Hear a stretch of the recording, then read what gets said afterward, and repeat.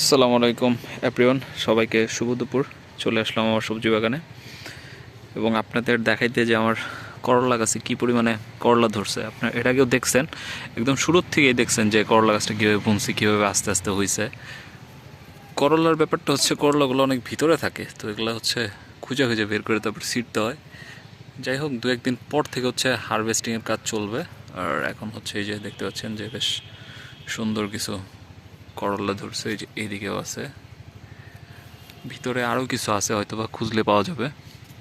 এই যে ওই পাশটাতে, এই যে এই দিকটাতে, তো মোটামুটি ভালোই ধরতেছে করলা। ওই পাশে একটা গাছ আছে, ওইটাতেও কিছু কিছু ধরতেছে। যাই হোক, অল্প কিছু ধরলেই হবে, আমরা যাতে খাইতে পারি, আমাদের পরিবারের চাহিদা যাতে মিটে যায় এই করলা দিয়ে। খুব ভালো একটা সবজি এটা, খুব স্বাস্থ্যসম্মত। যাই হোক, সবাই ভালো থাকবেন। আসসালামু আলাইকুম।